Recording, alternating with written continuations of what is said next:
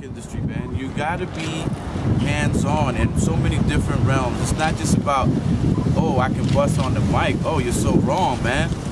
You gotta know graphic design. You gotta know email verbiage, tweet language.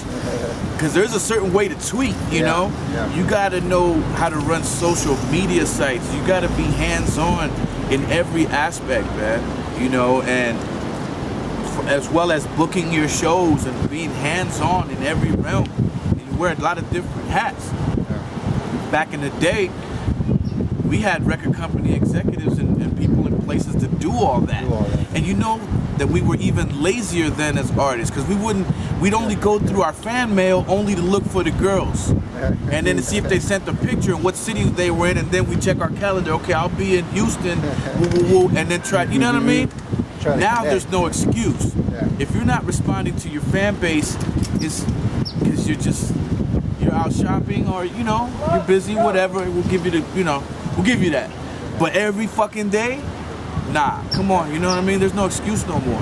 At least that's the way I look at it. Like, I try to talk to people on social media because that's how I am in real life. Yeah. If I walk past the street, I'm still that dude that says, hey, how you doing? Yeah. You know? But that's just me. I'm just a talker like that. Yeah. Some people say ignore you.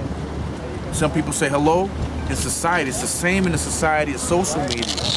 And so either they talk to you, or you say hello and you say thank you for reaching out and things of this nature, and hopefully they appreciate it. Yeah. Well, see, that's what I was gonna mention, because back in the days, like he made a good point. Like, now when we go to shows, you know, as media, it's very rare that you see an artist not interact with his fan base. Right. You know what I'm saying? Right. Either after the show, they're at the booth signing shit, taking pictures. Or even before, like even while they're on stage, you know what I'm saying? Like, they're handing out something or reaching out to someone that they see is like really vibing to them, you know what I'm saying? Like, and back then, me growing up personally would put people like you guys on a pedestal, not knowing how accessible you guys really were, you know what I mean? Like, it was hard for us to be like, yo, I want to go meet Mellow. Like, what are the odds of that happening, you know what I'm saying? Like, well, if you're a kid in Wisconsin, it's difficult unless I come to Wisconsin. But if you live in California, you know, that's a different story. You might see me walking down Hollywood Boulevard. Yeah, definitely. Well, that's what I'm saying. Like, you know, Cazal is not part of a generation that fully just integrates with their fan. You know, like they set themselves out there, and that's really where it stands at now. Because if you don't mingle with your fan base, you're not gonna get anywhere. You know what I'm saying? Whether it be online or it be, you know, at a show or something. I disagree with that. Think so? I do. I know some artists that'll post some shit up and get 70 fucking comments and not even push one like on anything. And people still love them. And whenever they post something up, they're still the coolest fucking shit in the world. And they love the asshole too. They love the asshole artist too. Because there's artists out there, like say Instagram, that have 75,000 followers and they only follow 20. Right. Like, what the fuck? Or 0. Yeah. Like, how is that possible? How do you not follow anybody? Right. You just want people following you. It's all about me. It's all about me. And there's like, you know, 20,000 likes, and I'm like, for reals? Yeah. Like, how does that work? People, that goes to show you that there's a fan for everybody in America. You know, for your asshole douchebag artist to your very cool approachable artist. Sometimes I think, I wonder how long that will last though. It doesn't seem like it's not falling because the numbers keep going higher and higher. Yeah. You know, like really, like society's very backwards. You know, to be honest with you, bro. You know, it's very backwards. Things that shouldn't be going on go on a routine basis. You know, racism still exists. In America, you know, and then people try to tell us to forget that and not pay attention to it. It's an invisible hand of white supremacy that moves upon the city. Sometimes you can't feel it, but you can sense it, and things of that nature. And it's the same in the hip-hop community, and I think we need to weed those devil type out, you know, and it's up to us. Yeah, because it's nothing but a root of evil that people sometimes easily gravitate toward that, and it's like, oh, that's just the way to be. Yeah. Like, why? Yeah. You don't got to be like that. You can be somebody different, be your own person. If that's not who you are, why you want to be what other people are? Because you want to be fit with the in crowd. You know what? You choose who you follow and who you respect or who you chop it with. You know, I try not to. That's one of the things I try not to do is mainly not request too many people from New York or on social media or be, you know, because a New Yorker is very, hey, I'm from New York, there's nothing you can fucking tell me, you know what I mean? And they walk with that chip on their shoulder, and I try to find the good people that's in that area. Like, I've built some great friendships with certain MCs from New York over the years, but for the most part, the majority of them is on some me, no, I'm too good to push, I like on your shit, you know, and you can feel it. It's amazing the stupidity, the levels of stupidity of it all, you know, and at times, you know, you just got to stick with your own thing and do you, so that, number one, you don't get caught up in the bull, and you just live your life, you know what I mean? You just live your fucking life.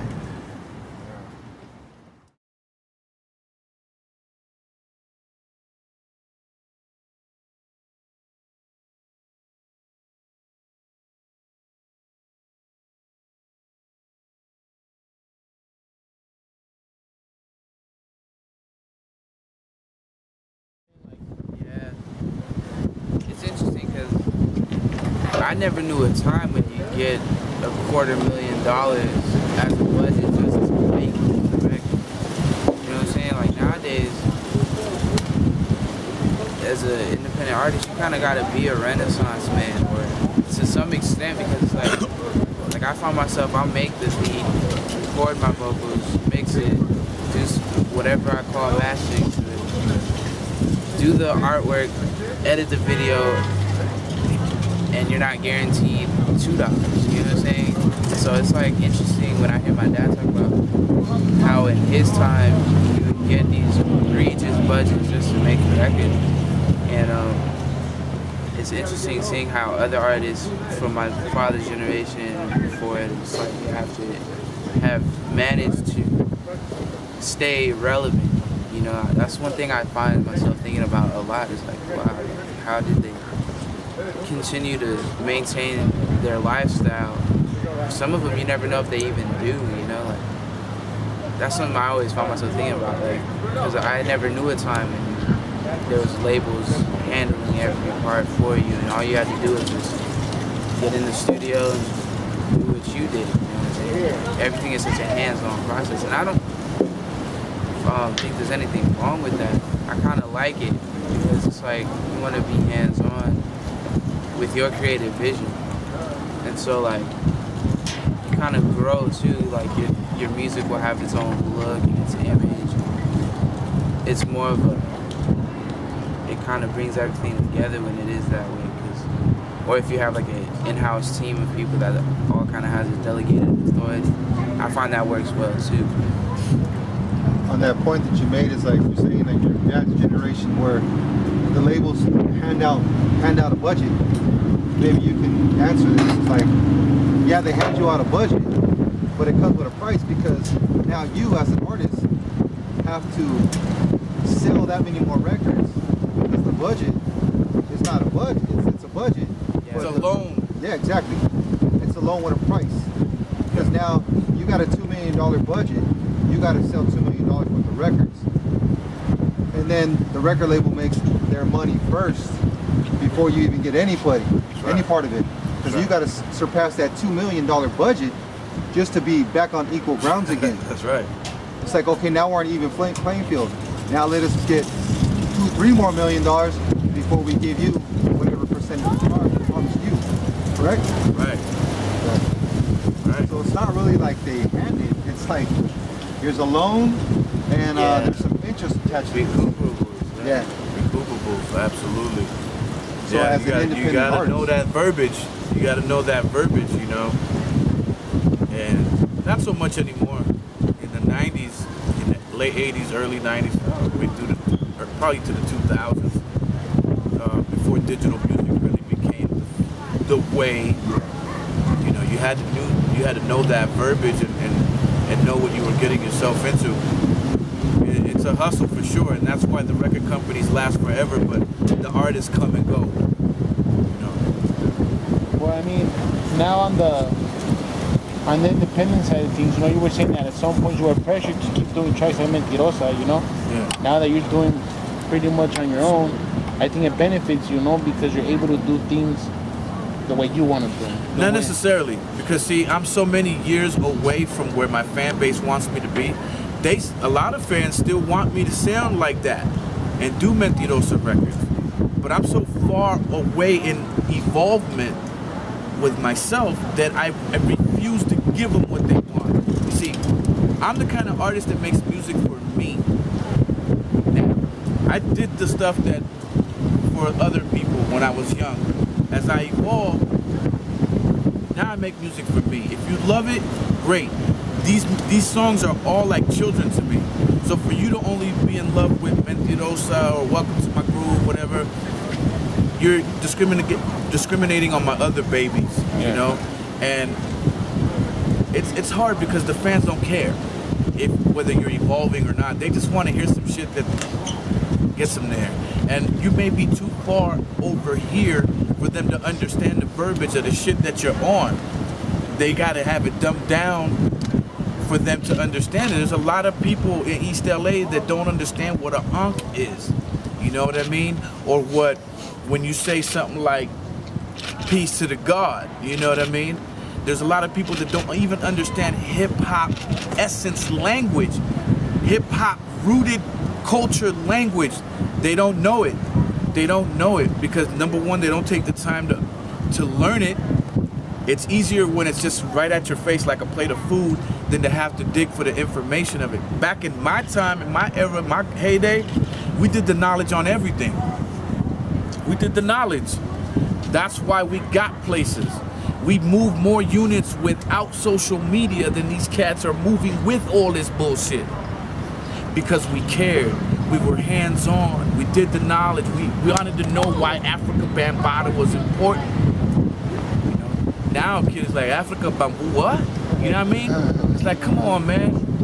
Y'all got no excuse for not selling millions of records. You have Instagram, Facebook, Twitter, fucking LinkedIn, fucking Google, It's like thousands of text social message, media. cell phones, email, all this shit, and you telling me you can't sell 100,000 fucking records? You see what it is? So it's like, for me, I'm in a different place. I say, I make music for me because I know how dope I want to be at this time, and I have no record company looking over my shoulder to dictate anything. I'm on my own schedule. So either you love it or you hate it. Honestly, I really don't give a shit. I'm at a place like that where I don't care. I don't care. Because when I die, let's say I die next year, the last works you heard, I want you to remember I went out swinging for hip hop, not pleasing you. I went out for my culture, and that's what's most important to me.